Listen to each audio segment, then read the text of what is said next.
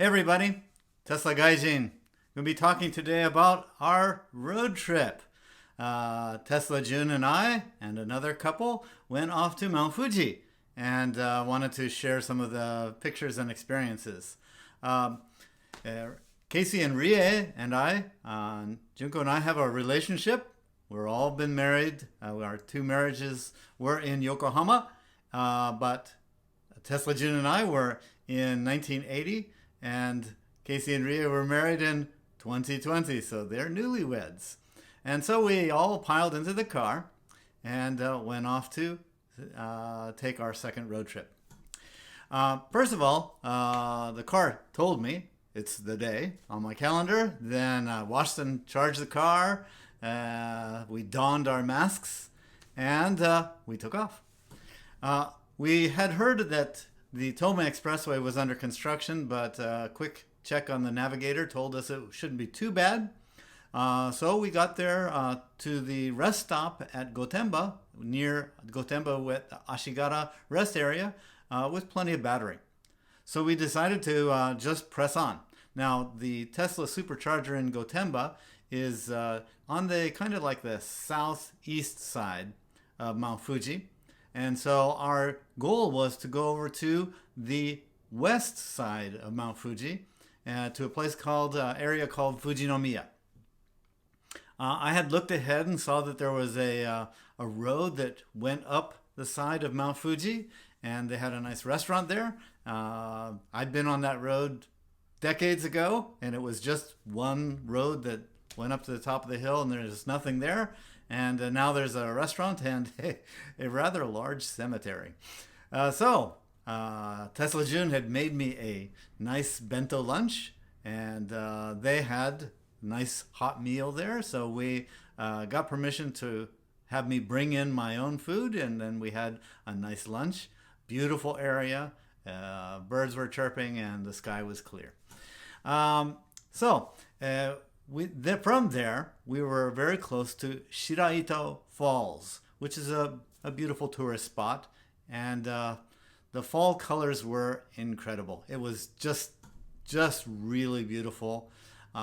We'd been to the Shiraito Falls. In fact, all of us had been to the Shiraito Falls before, but I had little memory of it. But so we refreshed memories, and some of the memories were more fresh already.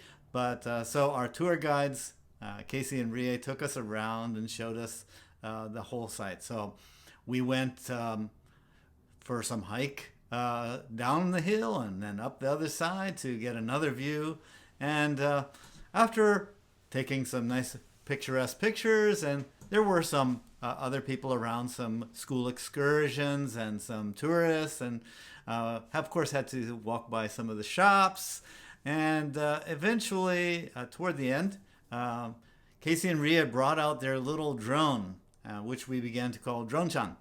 And Drone-chan is a cute little thing, but Casey and Rie together as a team were able to fly this thing around and take some wonderful pictures, which I'm only going to show a few here.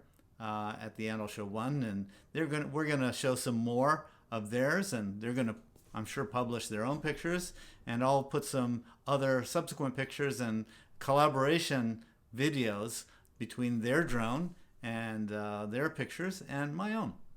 But anyway, did I mention that the fall colors were incredible? I mean, it's just really, really beautiful to go there. It was the perfect timing, the perfect day, and Mount Fuji was sharp as can be. Very few clouds early in the day, and it was just amazing. So in these pictures from the back side, from the west side, you'll see there's like a big fissure down the side of Mount Fuji, and that becomes the river that feeds Shiraito Falls. But anyway, that's we'll get into that. So anyway, let's see, I forgot to tell you about Totoro earlier. I think you saw a picture of Totoro earlier. Anyway, on the way home, we inadvertently took the surface roads. I just plugged it into the navigator, and it automatically took us on the fastest / cheapest road, which was not to get back on the expressway, which turned out to be wonderful. The roads were not crowded. We were going through these beautiful secondary roads. And like I said, a beautiful day. We hit a few pockets of traffic, but not on our side much, so it was mostly on the other side. And then when we were on our way, when we finally realized, hey, we're not going to be going to the expressway, we thought, oh, we'll just press on, and went around a corner and came upon a stunning area of pampas grass. It was just beautiful, and there was a parking spot and everything. So I'm going to be showing some pictures of the pampas grass, and some of our there'll be a drone shot at the end so you can see what it looked like from the air, and it was just amazing, beautiful. So by then we were finally getting down to about 30% charge. So this was actually about according to the calculations. We thought we could go to Shiraito, drive back. We had driven about 250 clicks or so. So we went back to Gotemba to a supercharger, and plugged in at the supercharger, and then there's a kind of a well-known, I didn't know it, but a place called I forgot the name. Anyway, there was a coffee shop, Komeda's coffee shop. So we went there, and I had a melon cream soda, and haven't had one of those for quite a while. It was excellent. The coffee, I hear, was so-so. But anyway, it's a nice place to sit down while charging. So this is coming back to the story. I'm going to have to splice this together. I forgot a few things. So anyway, we supercharged and went up the hill. And by this time, it was really, really dark. And Casey and Rie had rented us a little cabin. I say cabin. It's a little home along with a couple other resort homes. And it was pitch black and quite cold.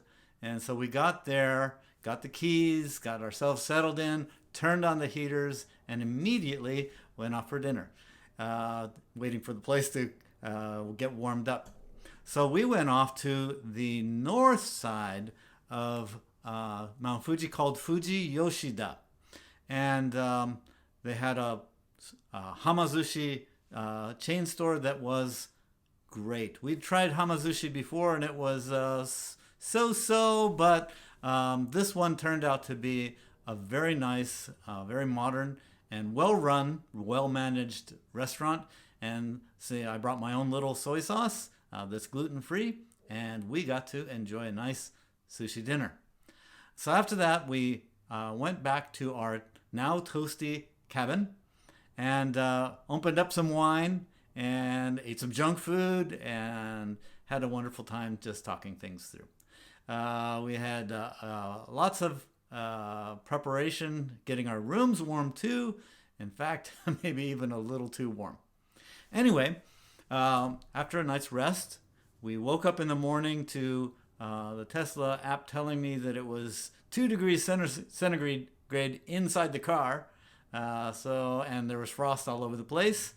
But Casey and Rie went off for a run, and Tesla, Jun, and I went for a little walk in the area. And this is where I get to show off my brand new Tesla jacket and my Stetson fedora, which actually was very nice, very timely to have a nice warm hat to wear. Anyway, then after the run, we were back in the cabin, and we had brought some instant coffee, some instant drip coffee, and Junko had made some nice cranberry muffins. So threw those in the toaster oven to warm up, and had lots of fruit and juice, and pleasantly plump. We decided to go for the next part of our trip.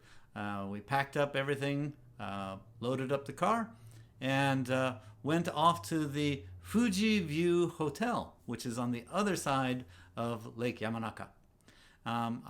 We had been there before many years ago, so we took Casey and Rie up, and Casey got a little work done, and all of us, we walked around the hotel grounds, which are beautiful. Again, fall colors were excellent, and also had a nice cup of coffee there at their restaurant, which was showing Fuji again in all its glory. So we saw approximately 270 degrees of Mount Fuji over those 2 days, and it couldn't have been better. So after a cup of coffee, we again got in the car, went down to the lakeside, and decided to take some pictures, and again unpack the drone, and got some nice pictures around Lake Yamanaka, Mount Fuji, getting a few clouds in the background, but it was still beautiful. And again, those shots, I'm sure Casey and Rie are going to be editing those shots to put up their own video, and maybe we'll collaborate and put something together. Beautiful time. So from there, we wanted to go and try to take some more pictures off another side of Fuji, but the road was closed. We were going to go to Subashiri, but it was all closed. So from there, we just went down to Gotemba, again to the Supercharger to top off, and then decided to head home. Now, we knew that Tome Expressway was going to be a bit crowded, and indeed it was, but it wasn't so bad. So we got through hour and a half, almost 2 hours of driving, and went to the O Cafe, which is in Yokohama. It's a wonderful place that serves gluten-free food. I don't think I have any pictures, so you'll just have to trust me on that. Maybe we'll get some pictures and videos of my only gluten-free restaurant that I know of in Yokohama.